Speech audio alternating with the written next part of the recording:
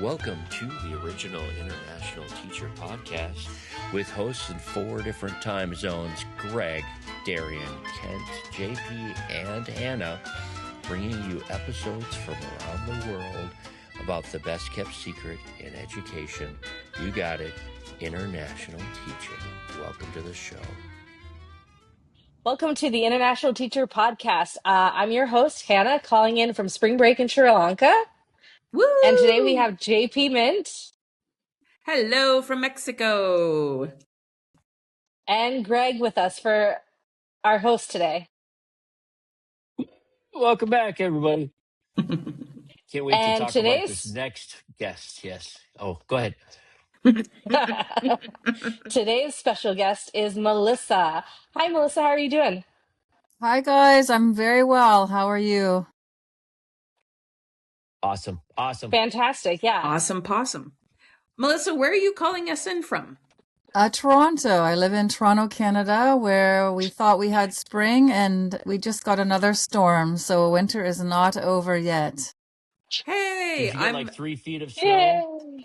Not this time, but it's like our third winter in this season. We had really warm temperatures last week, but we're right back into it. So we're not out of the woods yet.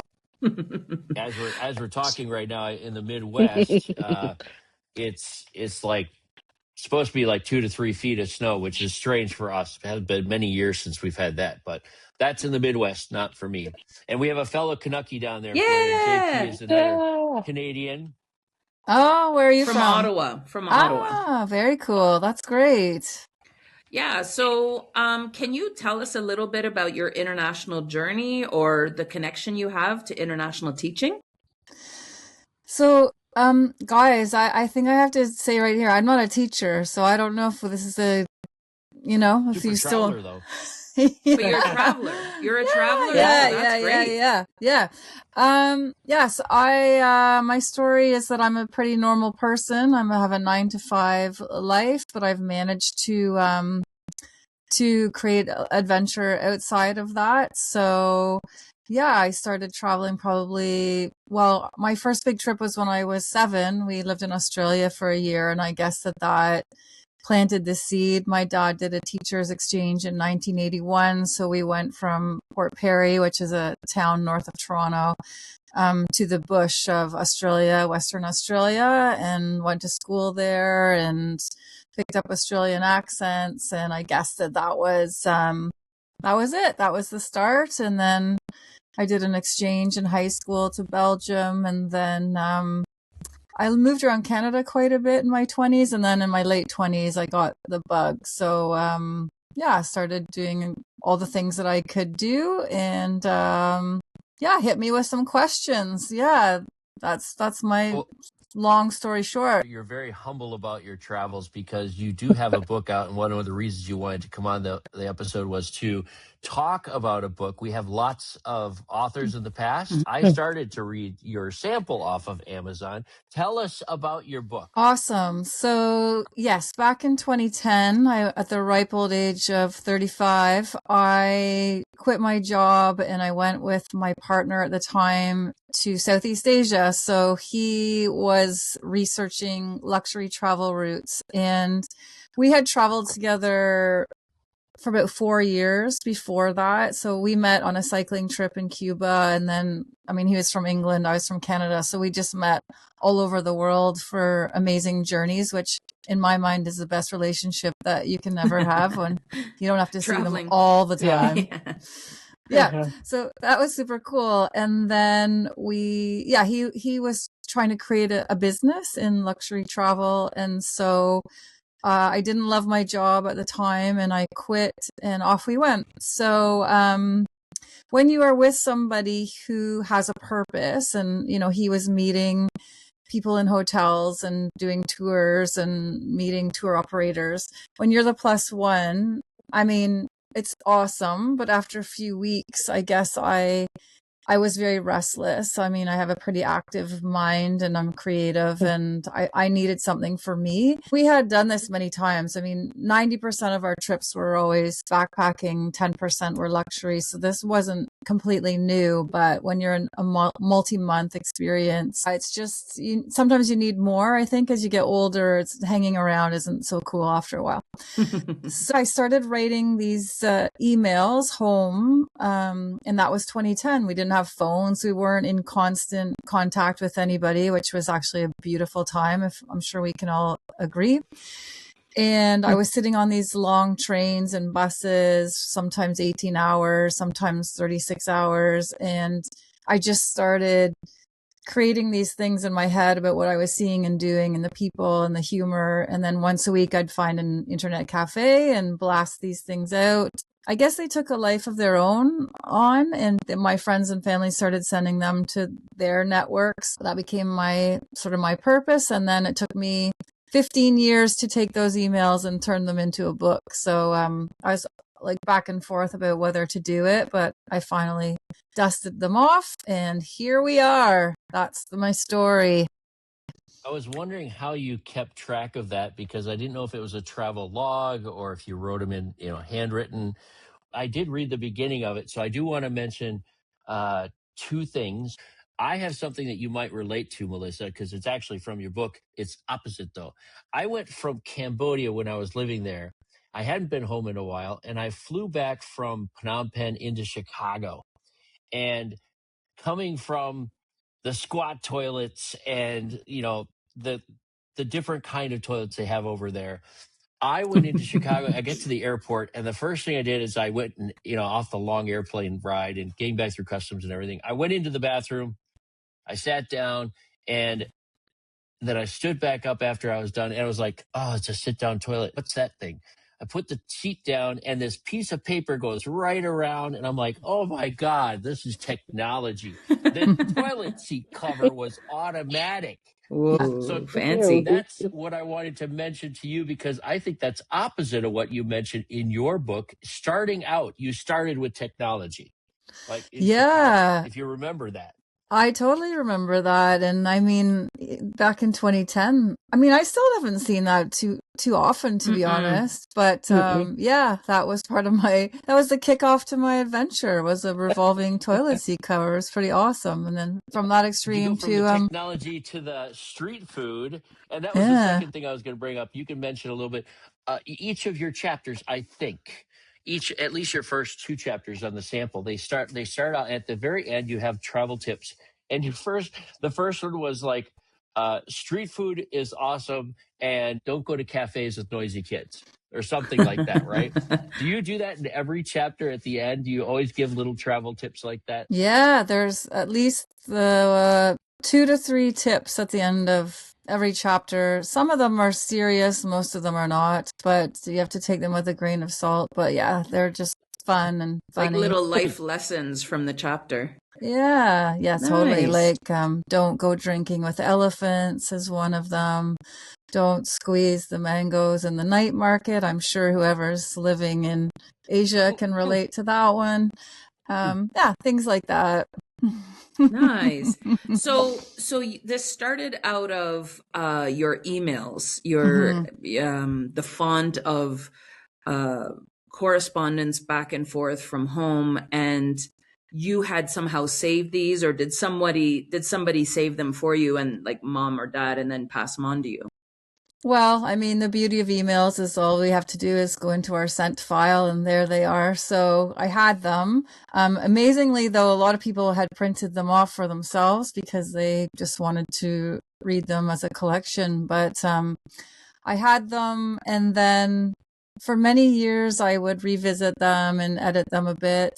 But I have to be honest, I mean, there's a part of me that wished I'd had just done a blog in 2010. I'd probably be sitting in a very different spot at the moment. But the things we said in 2010 aren't necessarily going to fly in 2025, 2026. So there's probably a good reason I didn't do it back then. I did have to, edit the odd thing here and there. But I also think that we don't really know how an experience is impacting us at the time. And when I went back and read them, I could easily transport myself back to that time. So I started editing them probably in 2024 properly when I decided I was going to make a book. And, you know, when you are just reporting back to people what's happening, I mean, I always did it with humor and with some emotion and empathy and sadness and anything that I was feeling. I'm very transparent, but I don't think we know in the moment what an experience is doing to us and for us. And I think it actually took me 15 years to see the lessons, to see what I was actually getting out of it at the time. And maybe it's because I'm older now and I see it differently, but I think you really truly do have to marinate in these things and give it time to see what happened to you on the other side. So that was a really interesting part of this journey, to be honest. Tell us the title of the book so that our listeners can get a hold of it while they're watching this or listening. Yes, that's an awesome question. The book is called The People You Meet. Now, interestingly enough, you know, we all think we've come up with something amazing. And then I realized this is not the only book with that title. So it's called The People You Meet, but the subtitle is Luxury, Leeches, Love, and Lao-Lao with a host of interesting characters in Southeast Asia. So there you go. That's what sets me apart. Luxury, Leeches. What was the rest of it? Luxury, Leeches, Love, and Lao-Lao with a host of interesting characters in Southeast Asia. Ooh. Yeah. What is Lao-Lao? Lao-Lao is a rice whiskey drink in the country of Lao that will pretty much set you on fire in 15 seconds. It's really, really potent. I don't know, have any of you been to No, Greg, to did Lao? you ever? No. I didn't make it to Laos. It's a one country in that area I didn't visit. I figured I was living there and I kept putting it off. And after 2 years in Cambodia, I realized I'm leaving, and I hadn't been to Laos yet. It was supposed to be the most relaxing, low key compared to the big cities and places most people travel. A lot of people that I was teaching with would go to Laos just for a little family quiet vacation to be in nature. Yeah. I don't know. Well, I would love to know how it might be different now. I mean, that's 11 years ago now. Is that right? But back then, yeah, of all of those countries, I would say that was the one where we felt like we'd gone, no, 11, sorry, 15, 16 years ago. My math is terrible. That was the country where I think we felt we'd gone back in time the most. It just felt really authentic and yeah, quiet, and things weren't as accessible, but that was a kind of a cool thing. You know, Vietnam and Thailand were so progressive and busy and fast.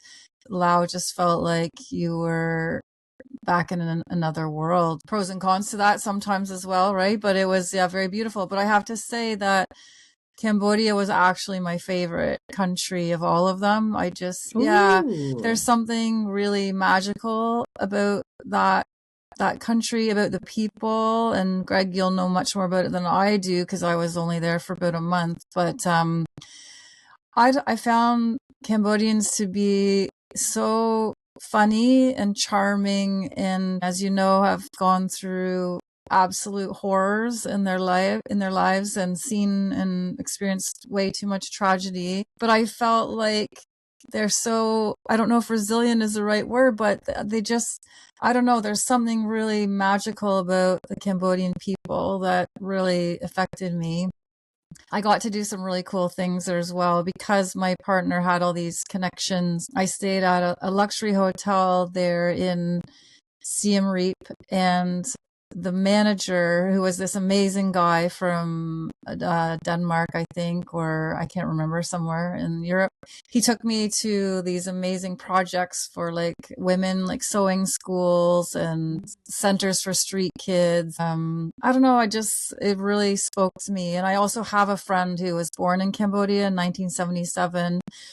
And I remember I didn't know the history of Cambodia. I don't think everybody does, to be honest. I don't think it's taught everywhere. I feel fortunate that I got to go there and to learn and to see some of those things firsthand, but it made me also appreciate my friend and all that he had gone through. His family ended up escaping to Thailand, where they lived in a refugee camp, and his whole family escaped to Canada intact, which blows my mind. I mean, there's just so much about Cambodia. I could go on for an hour talking about that country in itself, but I don't know. Sometimes you go to places and they either speak to you or they don't. And Cambodia for me was just like magic. I lived there for 2 years. I lived in Phnom Penh, the Mm. capital, Mm-hmm. which is about 1 million people. I'm talking about historically because that was 100 years ago in my mind. 2007 to 2009, the school years, I was there. So before you were there, at the time it was about 1 million people that lived there. But during Water Festival, it turned into 4 million people. I Yeah. lived right on the river, on the Tonle Sap, right there. And one thing I remember, you mentioned don't drink with elephants or something like that. Yeah, I have a video of me sitting there. I went downstairs from my apartment one day, and I was living in this terrible, terrible apartment. It's like, there were rats everywhere, and it was just beat up. The inside was great. But anyway, I went down to the cafe, and I was sitting there, and I look up, and there is I think it was named Simba or something like that. But the elephant that always walked down the river, down to the Wat, down to the temple, is standing and eating fruit right in front of me as I look up, and I'm typing away on my computer, some kind of a journal. I look up, and this elephant is standing in front of me, and people are surrounding. He's eating all the leftover fruit from the restaurant that day. And I said, oh my God, this is just one of those moments. I pull up my camera and take a picture of it. And wow. I like you. I think the joy of it is that Cambodia, whether you spend a month there, a couple days there, whatever it is, you can't get away from their history and the poverty and the real people and the atrocities that are there. It's still vibrant in that city. And that's the joy of what we do, Melissa, is we, as teachers that teach internationally, we live there for such a long time in certain places that we concentrically go around the area and travel, as well as the countries surrounding us. So it's not like just a trip, not all the time, but I'll speak for myself. Like when I was in Cambodia, I went to Thailand. I lived in Thailand for several months, and Vietnam, or went to China, went to Singapore, went to KL, went that whole area. How many countries did you go to that are involved in this book? Yes, I was in Thailand, Laos, Cambodia, Vietnam, and China. So we spent almost a month in each country, but we were moving fast. I mean, we were on the move probably every 2 days. I would say the longest we ever spent anywhere was 3 or 4 nights. And that, again, well, we had always kind of traveled that way anyway, but again, my partner had an agenda and meetings, and that's a lot of bus rides. Research. Oh my God. Wow. It was exhausting. So by the end, China was the last month for me, and I was done. It was too much, really, but amazing. And I just got to a point where I wasn't enjoying it anymore and had seen too much, and it was time to stop. Who's one person from the book and give us a little glimpse of one person that sort of changed your life? You met them, spur of the moment. And I have one later to tell you about too, but the people that you meet, right? Yeah. On travels. Tell us one person. Yeah, well, I mean, there's lots, as you know, people come in and out of your life constantly when you're on the road, which is part of the fun. But I would say there's a woman who changed the way I travel, and she was someone that I met in Laos, in northern Laos. So we had kind of formed this little gang. There was myself and my partner and this amazing guy from Australia, and then this mother-daughter that we ran into. So she was in her 50s. She had her 10-year-old daughter with her, and had done more than anyone I'd ever met, just lived this amazingly adventurous life. And we were waiting to buy tickets to get on a boat to the next village.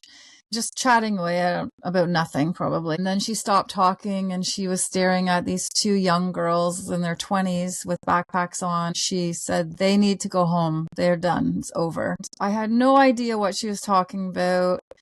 And then we had this amazing conversation about knowing when it's time to go home, and that some trips are not meant to just go on and on and on. When you've seen and done enough and you're not enjoying it anymore, it's sometimes time to call it a day. That actually happened to me on that trip, which is, so at the end of 4 months, I was like, I'm done. I can't do this. I'm not in a good space. I shouldn't be here. And so that sort of helped me to make that decision. Moving on from then, anytime I do a trip now, I'm not gone for more than like 2 months, because I know that I'm very prone to travel fatigue. So that helped me a lot. But it also made me really think about what happens on the road. I mean, there's so much judgment, I find, with travelers. I think we like to pretend that we're these like open-minded, free-spirited people, and we certainly are. But we all had these conversations, especially with backpackers who are like, well, I've been on the road for 37 months and I have this number of stamps in my There's always this one-upmanship in travel that no one talks about. It's not fun. It can make you, traveling can be super vulnerable, and we question sometimes why we're out there. There's highs, there's lows. It's not all rainbows and butterflies. It's amazing and wonderful, but it also comes with some other stuff, I've certainly encountered it many, many times where you feel this competition or this need to like get one more country in your passport or stay out one more month longer because the person beside you has been there longer than you. It's really, really dumb. We're all built differently and we all have our own needs and wants and reasons for being out there. So I think that conversation with her opened up a lot of things for me that I'd never shared publicly or with other people or my own experiences. So she certainly changed my views on travel. As long as you're not hurting somebody and you're there for the right reasons, it doesn't matter how or what or when or where or why people are out there, as long as they're there, So there's your long-winded answer. And that woman looked at two backpackers and basically called it right there. Yeah. Boy, she saw them exhausted. She saw them bickering. What did she see? She saw exhaustion. She saw a look on them that just said they were no longer engaged. And we talked about how it's even a detriment to that country. Like, if you're not happy, you should not be in someone else's country. It's a privilege to be there, for one thing. And we've all seen travelers be rude to people in countries or take out their exhaustion or their... But not just travelers. This is actually really good advice for people that live in the country. Yeah. So how many of us know people when we were in a particular country and they were maybe 2-3 years ahead of us and said, like, that person needs to go because they were so negative about the country. And I remember just cutting people out of my inner circle because I couldn't be around that. If I was still enjoying the country and living there and the adventure of it all and seeing, the silver lining in every negative experience, and there were people that were just seeing the negative in every experience, it was time for them to move on. Yeah. Hannah, you can recall people like that? Yeah, well, not just people like that, but like me as well. Like the last 2 years that I lived in Kuwait were really hard years on me, especially me, and Jake, my husband.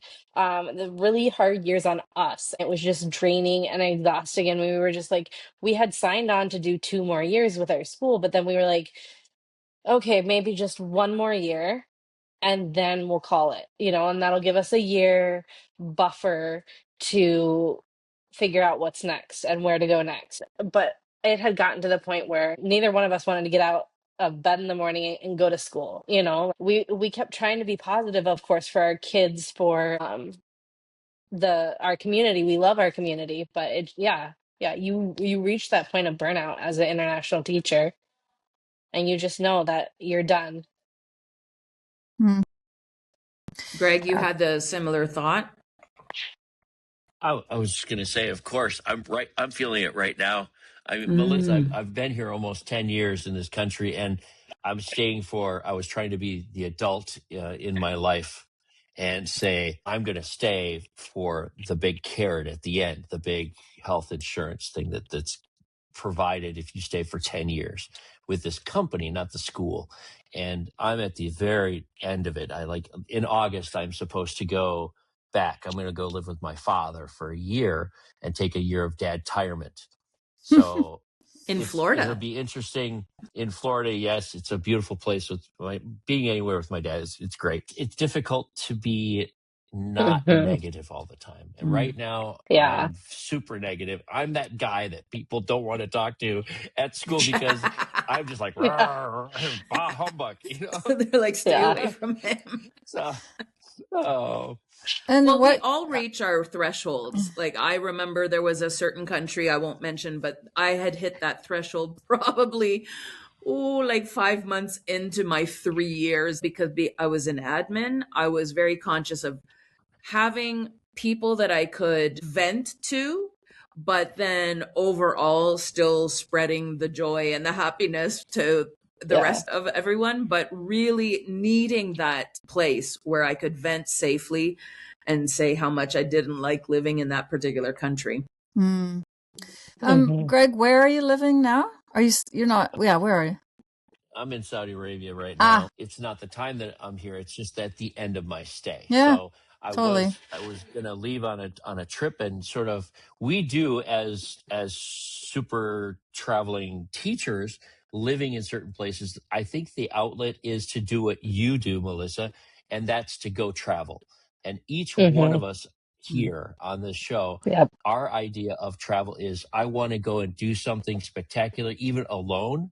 Sometimes, maybe not Hannah right now, but at some point we all have this need to travel and have alone time. Whether I went to Indonesia by myself in December and everyone's like, who are you going with? And I said, well, I'm not going with anybody. I need my time. I'll make new friends. I will travel, meet amazing people. I met a guy, and I won't say his name because he wants to remain anonymous. I went diving in Indonesia, and the guy that I hung out with on the dive boat happened to be one of the drivers currently for the the New Zealand. No, it's the All Blacks from Australia, right? The rugby team. He's the bus driver for All Blacks is New Zealand. Team. Yeah, like I said, New Zealand, and I totally apologize for that. I get them mixed up, kangaroos and Kiwis. The All Blacks. He's like, don't say anything, Greg. I'm like, who am I going to tell on the dive boat? I won't tell anybody. We're great. Let's hang out. Let's dive together, right? But if anybody else found out, they'd be hoarding me with questions, and because he hangs out. He showed me a fantastic picture of him drinking out of this big trophy. It's one of those moments of travel where you just run into somebody and he tells me a story and shows me a picture of drinking out of a trophy. Somehow the All Blacks and the Australian team is JP. Australia and New Zealand have this huge face-off every year. And competition, they get a trophy for it, and they keep winning. So he's drinking out of the trophy. He's like, yeah, this holds 53 beers. I'm like, what? And he knows. It's like the Stanley Cup of I was going to say, it's like the Stanley Cup for Canadians. Like the Stanley Cup for hockey players. There's a cup like that between New Zealand and Australia. This is just a brief moment in time that I'll never forget. Because he entrusted me with one of his stories, and I may not ever see him again. It was just like a bromance of a moment between diving, and he told me this great story. The people that you meet on travels. I think that there is, like, for almost every trip, there's someone I meet that, I connect with, or I feel like I get them or I understand them. I can't think of like one specific person. I will say though that I have like traveled with friends, and sometimes that changes your perspective on like who you're traveling with. So I've had those as well.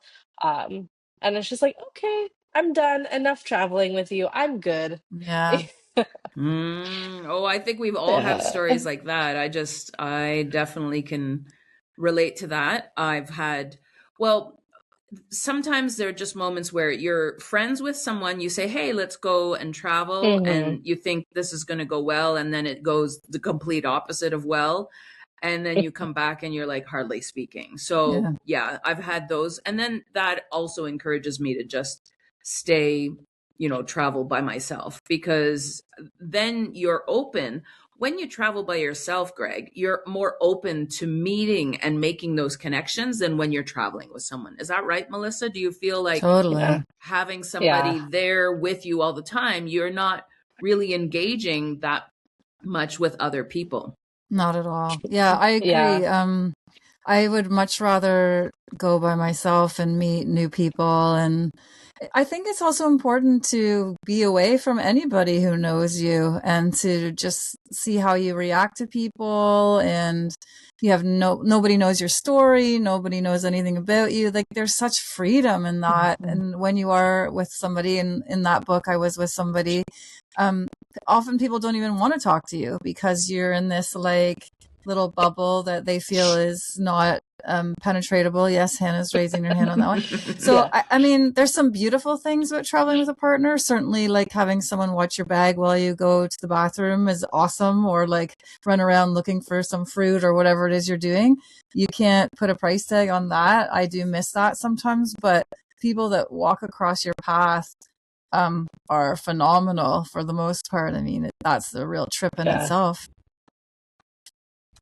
Great. Oh, I'm going to backpack on that one. Here's my quick story. I do have one other person I have to mention, and the only reason he probably will never listen to this podcast. I was in the Philippines, I believe, and the night before I was supposed to go on a dive trip, because that's what I do. I go on dive trips and live aboards. So the night before I was supposed to leave on this dive ship, I had to stay in some little hotel. I don't even know where it was, and I think it was in Cebu or something. But anyway, and I hope I got the place right. The details are not that important. His name is Koba. And Koba was sitting there drinking like a Coke or a beer or something. And I'm a beer guy, so I just grab a beer and I sit down there's only two of us at the hotel. We're off the beaten track. It's some tiny little place. That's all they had was like warm Coke and cold beer. Nobody attending it. So I just grabbed one, put my name down, and left some money on the desk and sat out there just reflecting. And he instigated this conversation. He's like, so what are you doing here? And we did that traveler conversation. And we didn't get very far until we started talking about books. And I said, well, I'm working on my book. I'm trying to get my memories out there and publish. And he said, I did that. We started to talk. And for the next 3 hours, he was telling me stories about his book. And I have it right here. It's called The Long Road Home, A Lifetime Journey. And his theme is like, there is more in me. And I said, sort of explain what is this book about? And he said, well, I went to Africa and I ended up staying and opened up my home to battered women and young girls that were thrown out of their tribes. And I said, no way. And I bought the book online the next day and read it throughout my dive trip. So this guy changed the world for so many people. I only knew him for about 3 hours, but that was years ago. And I'm still thinking about his theme of there's more in me. So it makes me want to go out and change the world a little bit at a time. It keeps me going in what I do as a teacher, keeps me doing off the beaten track treks in going off into the little hotels, not the luxury. Like you were saying, Melissa, stay in that little off the beaten track home or with somebody instead of some luxury posh hotel. Do both. But he inspired me, and I'll never forget the guy, because reading a little bit of your book inspired me to go back to other authors that I have met and other authors that have published. And all of the travel ones relate to our podcast, not just as teachers, but we are all teachers and travelers. We're not tourists. And that's what you are. All right, let's take a moment for a little commercial about how to get in touch with us. You can, of course, find all four of us at the itpexpat.com. That's www.itpexpat.com. Or you could also find us at email at internationalteacherpodcast@gmail.com. We look forward to hearing from you. Or if you're into Facebook, we have a new Facebook group at www.facebook.com/groups/ITPexpat, where you can find all kinds of inside information about ITP Expat. You can also find us on Instagram at International Teacher Podcast. This is our handle. All right, and thank you, listeners. We have over 100 countries represented by our listeners, and though we're not monetized, we are here for you, and we would like to thank all of you for listening. So let's get back to the show. There's another book you might want to look up. I used to have a radio show, a travel show, and one of my guests rode his bike home from China to Canada. So that took 2 years. He was a teacher, just like you guys, in an international school, and had been in China for a while, and decided he would come back. But he wasn't a cyclist. He got a terrible bike. He knew nothing about bikes. That's a whole other part of the story. Rode through about, 40 some odd countries. Obviously, there was a plane there at some point. But his book is called The Power of Saying Hello. And his name is Mark Quattrochi, and he, I might be butchering that, to be honest, but anyway. So his message was that everything changes as soon as you say hello to somebody, no matter if you can speak the language or not. So he was going through some countries that, the media would certainly advise against, and things that we see in the news are often not how they really are, as the three of you certainly know. So some of the scariest, made to sound as the scariest places were the nicest to him, took him in, gave him food, gave him shelter, people who had nothing, and got him on his way. And it was all because he just smiled at them and said hello to them, and that changed everything for him and all the encounters that he had. It's a really, really powerful book. I find that I live in Toronto, and I was going on book tours and festivals all summer. And when you're looking at the general public, sometimes you can be like, God, people look miserable. And as soon as you say hello to them and they say hello, everything changes. They smile back at you. They become a different person than they were 30 seconds ago. So it's a message for everyday life as well as travel. But just, saying hello is really sometimes all we need to do. Episode 9 of our show, I interviewed a guy named Graydon Hazenberg, and he wrote a book, Pedaling to Kailash, or something like. I have to go back and all of the show notes and his interview. It's just audio, but it's the same kind of story. He's a bicyclist though, and he's in a bicycle group. He's traveled the world on his bicycle. And he went up through Tibet and, et cetera, on a bike. It's crazy amazing when you meet people that have traveled like that. And he's not one that he's been to like 130 countries, and it's not just like a one-up. It's more like he wants to see the world. Mm-hmm. And he says the same thing. If you're on a bicycle, you're not threatening. Mm-hmm. Right. And you can meet real people. Like we all have met real people just sitting on a porch or balcony or sitting next to them in the bus. Maybe you speak their language, maybe you don't. And that's where that smile and that hello comes in, to get them out of their little world and share the joy that you have. It's inspiring. And I can't wait. I'll read the rest of your book, and I'm glad to have you on as an author, because these travel stories are what keep us together. That's why we have our show. It's about traveling and sharing the best, not necessarily the worst, but the reality. This is also why we gather, because we can share those stories unabated without thinking, oh, am I like oversharing, or am I, talking too much about my life internationally? we all live internationally. And so Hmm. we accept that. Like we're very, very open to each other's stories. Yeah, I think that's another thing about traveling that I like, because I feel like when you're at home, so I mean, here I am in Toronto, there's very few Yeah. people here, right, that you can have these talks to, but when you're away on the road, you're meeting like-minded people, and it doesn't sound like you're bragging or, whatever. It's just you're meeting them on the same level, and it's so rejuvenating and refreshing, and like I think that's part of the beauty of these connections, Yeah. Yeah, exactly. Because you're abroad, and so you're going to talk about your stories. Hannah, sorry, go ahead. Yeah. Well, I was gonna say, like, even, Melissa, I don't know if you know this, but growing up as a TCK, I was a TCK in Brazil.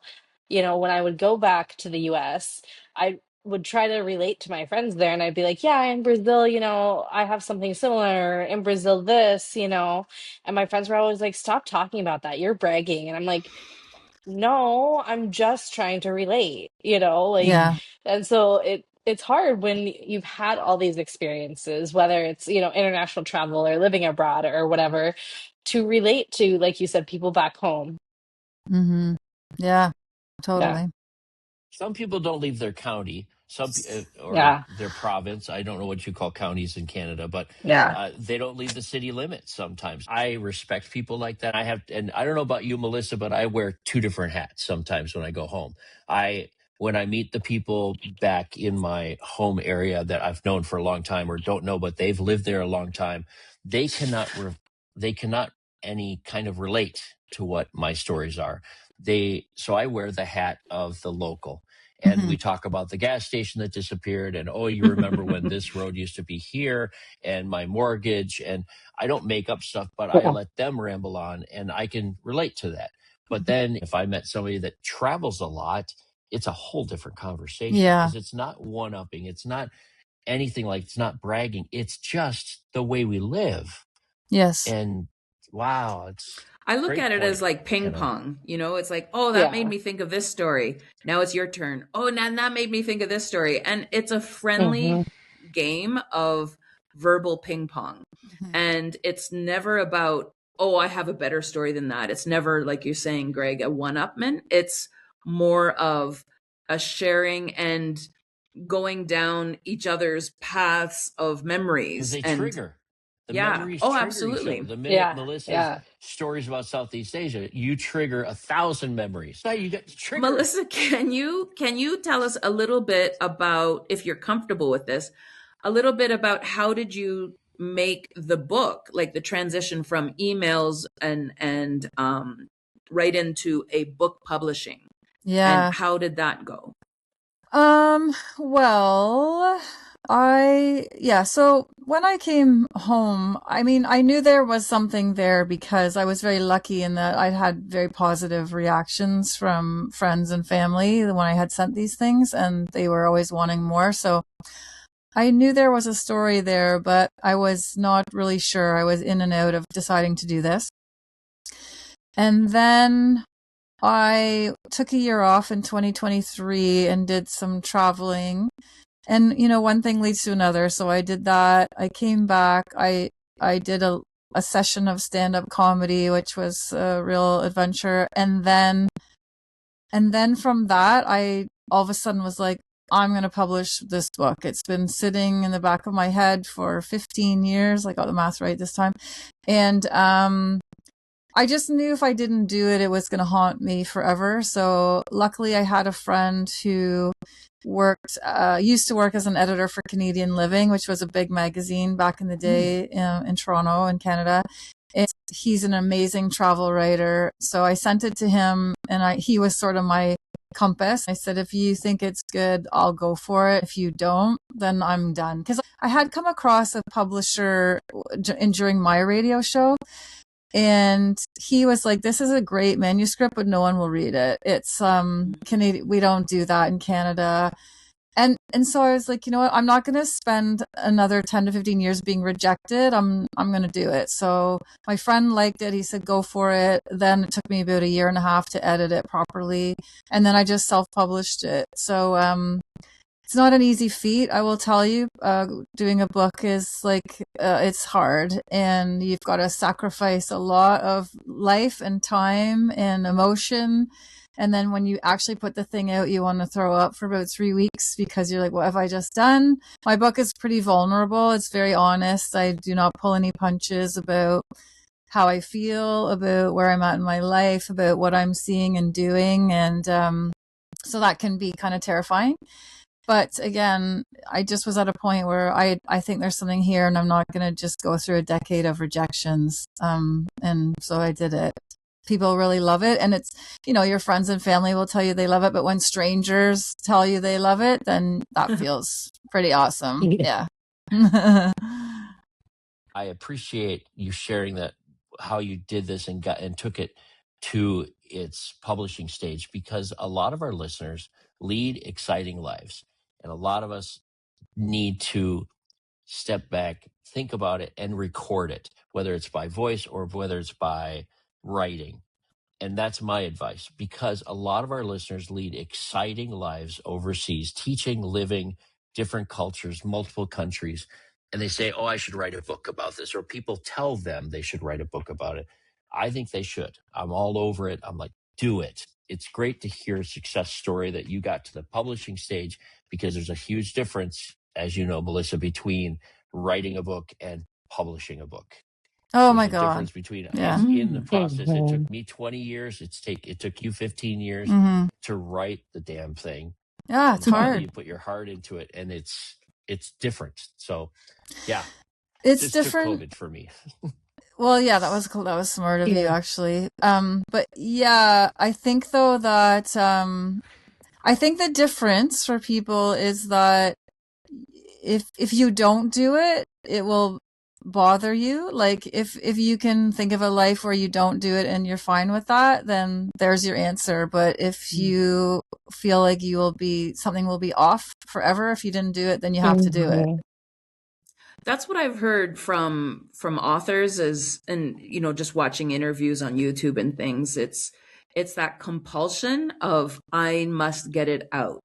Like it's got to be out of me and then published, and then I let it go. You hear that compulsion a lot. You're right. The difference is, if you don't feel compelled to do it, then it's probably not meant to happen. Oh yeah, and writing's awful. Like, as much as I love it, I love to write, but it is a love-hate, and anybody who writes will tell you that. It's very and Greg, maybe you feel the same. It's like, it's when you're in the zone, I think if you're a natural writer, it's probably the most authentic version of yourself. For me, it is, in terms of being creative, in terms of being funny. I love storytelling. But to be like, this is what I'm doing today, is like, it's not easy. Yeah. I was recently featured on a podcast for TCKs, and I was talking about how I would love to do like an entire book series for my boys on like places that they've been, and like kind of tell a little bit about that country, but then about their travels to like places we've lived, places we've been. But it hasn't really gone into like fruition yet. It's been this idea, things I've kind of picked up on, now that I'm a parent of two little kids who travel. Yeah, that's a That great would be idea. a beautiful Answer to that series. is to write, and I think Melissa figured this out. I figured it out, is to write little bits and pieces at the moment when it happens and you're inspired. And that way, maybe you don't make it into a book, but when you are ready to make a book of it, the details, the memories, the triggers are there so that you can make it authentic. But you know what is amazing is that we all have these books in us, I should say. Yes. I think we do. How many times have we been told by people back home reading our emails saying, you should write a book, you should write a book? I've heard this for 30 years. And it's never been a compulsion for me. It's never been something like I must do. And so that's why it's never happened. So that's why what you said, Melissa, is like, it went straight to what I was thinking. It's like, I have never woken up in the morning saying, I must write this. Yeah. And so it's not, it's unwritten. Good. You're lucky. Stick with that. I've been able to let it go. It's like, I wrote those emails. It's done. Yeah. I've started writing a second book, and it's really hard. Like this morning, as soon as I woke up, my first thought was like, oh, I have to add this part into these two men that I think were trying to get me to smuggle drugs for them in Buenos Aires. And it's like, that was the first thing that popped into my head. And then I had to go and work that in. But it is like a real love-hate relationship, that vocation, I will tell you. While we're talking about writing books, I did sit in on a adult workshop that was being held at one of my international schools. We had one of those visiting authors, and she said, hey, would you be interested if I hosted this in one evening in someone's house? And so I went out of curiosity, because I was growing up a big Stephen King fan. And I always thought, man, if I was ever to write something, it would be like a horror story, it would be like a horror book. And so I went, and I'm sorry, I don't remember this person's name very well. It was like Laurie Helse Anderson. There were things that she said that resonated with me. And it was one of those things where if you can think it, you can write it. You just need to get into the routine. She went through her day, and she talked about she was more active in the morning. So she was there writing, and she blocked out time. It did resonate with me, but it just didn't compel me to write anything. But I found that very interesting, to have that experience with an author who's got many, many books behind her, and saying, this is the vocation. It's writing. Writing is my life. Yeah. Yep. Well, she's a lucky one. Lucky and unlucky. I have two questions. I will ask one, and it's going to piggyback on what you said, Melissa. Do you have a quick story or anecdote that you can share with us about the police or customs, an event that won't get you in trouble, but an interesting police story or customs story? The police, no, actually, and I'm thankful for that, I think. But customs, I mean, we did a lot of interesting border crossings in that part of the world, Thailand, Laos, Cambodia, Vietnam, China, like somewhere by a river, like on a little canoe. Some were scary. Like, I remember going into Vietnam, and we had been promised a bus on the other side I think we were leaving Cambodia and going into Vietnam, and my partner and I were the only people on a bus. And like those border crossings in those countries, sometimes you're in the middle of nowhere, like in the countryside. So I do remember us like not having anyone to meet us on the other side, and they didn't know what to do with us. Nobody spoke English. Some weird man showed up and like sat beside us and put a briefcase down beside us and then walked away, which it was just like, those situations are very unnerving, when you can't speak the language and no one knows where you are. And there were a lot of those situations in those countries. And then when we went into China, that was also interesting. It was a very easy crossing, although they did look through my bag. I think something showed up on the monitor, and it was like they were black sandals, but to them it was like, what is this? And it's like, oh my God. And it's a little terrifying, things like that. But what happened to us when we got into China was that we took a bus, and we got into this city very, very late at night, which is never fun, but when you're with someone, it makes it a little better. And we pulled into this bus station. We were in this city called Kunming, and it was a city of about 1 million, which in China, that's a village. The cities are massive. I mean, it might have been more than 1 million, but anyway. And we got into the bus station, and we couldn't see anything. We couldn't see taxis. We couldn't see anything. And you all know what it's like when you're arriving in a new country. No matter how much you travel, you're still like, okay, you don't know the lay of the land. It's like everything you've learned goes out the window, and here we are. And you're vulnerable. So we got off the bus, and instantly this guy comes up to us, and he speaks English, and he tells us that he's a local celebrity. and that we can trust him, and that there's no taxis anywhere, and he's going to get us to wherever we need to be. And my partner and I were no strangers to jumping in the backs of cars with random men. I mean, we are still alive, so we survived it, but we did it a lot stupidly. But that's part of the fun, let's be honest. So anyway, we were like, well, we don't see any taxis, so we'll go with him. So we get into the car. There's this guy, the celebrity, and this large guy, the driver, who did not speak any English at all. We pull off down the street and there's a line of taxis. So stupidly, we're like, if we had just figured it. So we go down the street, they stop the car very suddenly, and they're screaming at each other in a language we don't understand. The celebrity looks at us and he says, "Give me something to remember you by." And I lost it. I was just like, this is it. We're going to die. And so then we were like, no. And then he gets out of the car, and then we're just left with this guy who we can't communicate with. And we felt like we were driving further and further from the city. And in my head, I'm like, this is it. They're going to take us to some industrial garage. They're going to chop us up or like sell us, or like this is done. And I would start crying. I'm having a panic attack. It's like midnight. And my partner, who was way more well-traveled than I was, he was always my gauge. So if he reacted, then I was like, oh my God. And he was also like, oh no.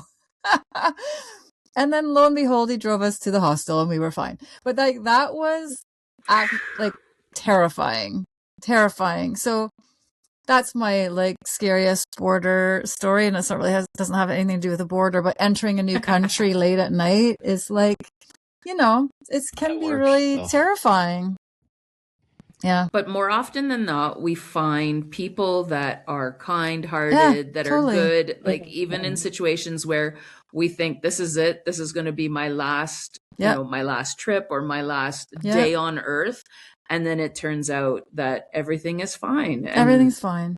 Yeah, it's always what they say, 90% of people are good. We were in a car in Nicaragua where we were in a taxi going somewhere, and he turned off into a dirt road, took off all the signs from the car that would have you believe it's a taxi, threw them in the trunk. And again, we're like, okay, well, this is it's it. Been nice. Wow.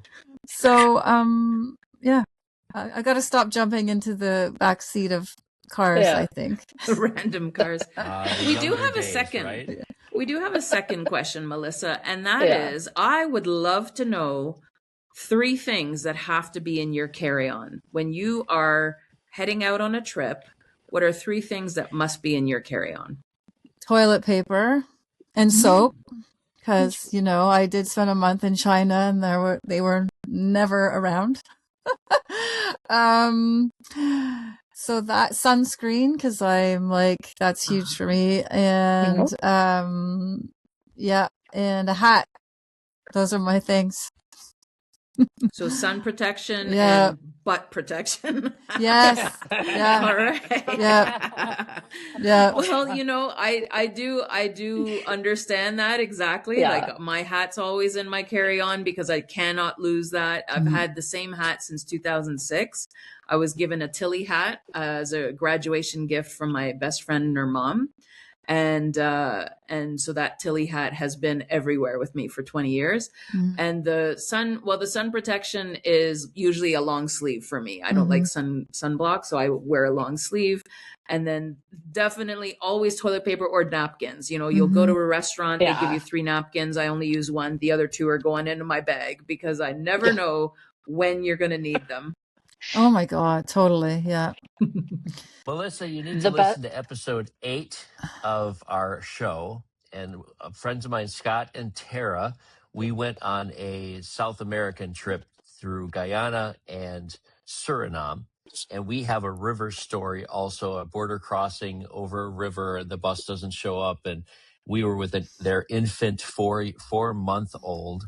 and she was with us traveling.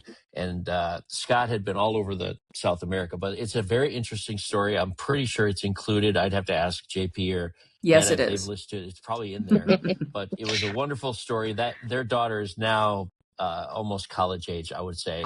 But shout out to Scott and Tara and Melissa if you're interested. That's another great story, sort of similar to yours, not better by any means, but very ping pong. Yeah, it's a ping pong. Ping pong. So, Bing, back to you. Yeah. That's funny. I'm just curious, where in Mexico are you, JP? I love Mexico. It's my favorite. North of Querétaro, so in the mountains and in the desert. Oh, well, what state is that? Or it's Querétaro. Oh, I've never heard of that one. So it's a city of 1 million people, and in Mexico, 1 million people is actually okay. Like it's a mid-sized city, and it's 3 hours north on the highway from Mexico City. So for example, when I go back to Canada, I take a bus to Mexico City, and then I fly direct to Toronto. So 5 hours, 3-hour bus, 5 hours to Toronto, and I'm home. So that's one of the reasons why this has been a great hub for me, that I have a smaller city, because Mexico City is 25 million. So it's huge. And or getting to 25 million. But Querétaro is still somewhat undiscovered. It's not overrun by retirees who don't speak Spanish. It's still very, very much authentic living. And how long have you been there?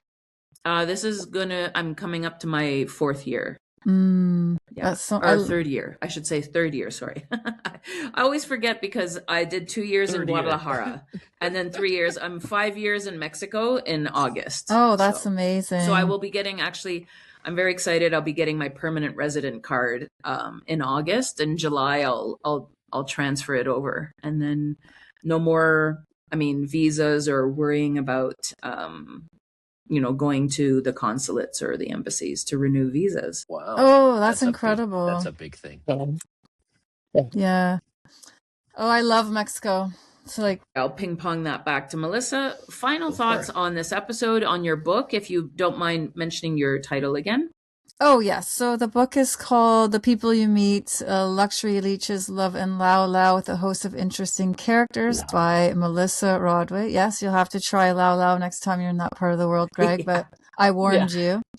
No, I've really enjoyed speaking with all of you. It's been, it's always fun, again, to talk to like-minded people. And I think, for me, I think people like my book and, the things I post on Instagram or whatever. I have a website as well, is that I'm very normal. I think we can look at other people. Social media is the devil in so many ways. And there's so many people who look perfect and beautiful and they're not sweaty, and normal people cannot relate to those images. And so I really like to say to people that I'm a very normal person who I love adventure. It doesn't mean I always know what I'm doing. I make mistakes all the time. Just like I was in Colombia last year and I tipped a cab driver way too much because I hadn't figured out the currency yet. I think people think that when they look at or talk to people who travel a lot, that they have it all figured out and they know they're so wise and this and that. And it's such BS. We're all just, I'm still learning all the time. I'm still figuring out. I'm very human. And I think that some people think that they can't be adventurous and they can't travel because they don't look the part. And I guess my message is it's for everyone and all of us, and we're all just fumbling through it. And there's a reason we do it. It's the love of meeting new people and new cultures and being away from our own normals. But I think it's for everybody, and no matter what that looks like for you. Fantastic. Hannah, final thoughts?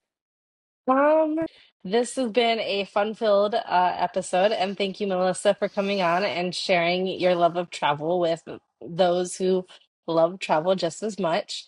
I will say that I am currently in the middle of a 3-week excursion with my kids in Asia, so I get the feeling of knowing your limit. I haven't hit it yet, which thankfully, Yay. but You just I've been started. doing this a while Yeah, you're now. only halfway. Yeah. What country are you in right now? You're in Sri Lanka or no? Yeah, we're in Sri Lanka currently. We started out in Malaysia, spent a week in KL, and that wasn't our plan, but our school gave us an extra week of spring break because of everything that's been going on. Because I live and work in Karachi, Pakistan, so they're like, "Oh, take an extra week spring break." So then we're like, "Well, now that we've got an extra week, let's go somewhere." So we went to Kuala Lumpur for I think 5 or 6 days, and then we're like, "Okay, now we're doing our actual plans that we had for spring break, which is Sri Lanka." And then we're gonna go to, is it Phuket or Phuket? Is that Phuket. how you say it? I never know how to say it. And then Yeah. Bangkok as well. So yeah, we're kind of doing a little bit of this, that, and the next thing. Awesome. That's great. Greg, final thoughts? I'm jealous of travel right now. I'm at a point in my life where I don't travel very much, mainly because of family, going back to see family. And that doesn't mean I don't travel. I was just in Indonesia for Christmas. But yeah, I'm not traveling right now, and I won't be traveling for this break for Eid, but I will be going back to the U.S. for a year for dadtirement. And I'm envious. I'm sort of living vicariously through Melissa's book, through Hannah, your travels, and JP down there in Mexico.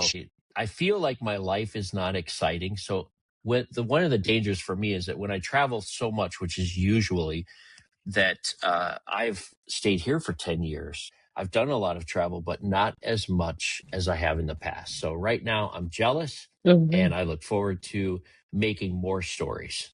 And anybody listening to this, get out and travel. Just do it. Just go. It's your happy place. Probably if you're listening to this, travel. Well, especially nowadays, I think back when we started, Greg, we started teaching overseas. You know, my very first trip outside of the country that I moved to, the very first trip, I had a 10-year-old photocopy of A Lonely Planet, and I went, and I still had a great trip, even though like the buses weren't right, and you know the hotel had cockroaches. It was still a great trip. So, you know, with these days with the internet and the phone and the translators and everything, it's made travel that much more easy and accessible for everyone. So don't come up with excuses, save the money, get the money, and then go spend the money, you know? So that's our, and then write about it. If you are compelled, if you are compelled, then write about it. Well, I want to thank our guest, Melissa Rodway, who has the book out, The People You Meet. I will not go with the subtitle because it's a tongue twister, but please check it out. Lao-Lao. We will have it in our show notes. And we'll also add her website and Instagram to our show notes. We want to thank you for coming onto the show. I want to thank my co-host, Hannah, in Sri Lanka on holidays with her family. Thank you for joining us from that hotel. And I want to thank Greg, wearing his Austrian jacket that he got on some holiday, I'm sure. In Canada, they call it jacket, but we call it a sweater. Oh, okay. Yeah. A jacket sweater. And you can find Greg's books on Amazon, Finding the Right Fit, as well as The Best Kept Secret in Education, International Teaching. Go check those out. And I'm Jacqueline from JP Mint Consulting here in Mexico. And I want to thank you all for joining us for another great episode. Yay! Awesome. I'll hit record now. We can just do the whole thing over again. Okay, Melissa? Sure. That's our running joke. Did you guys do that in radio too?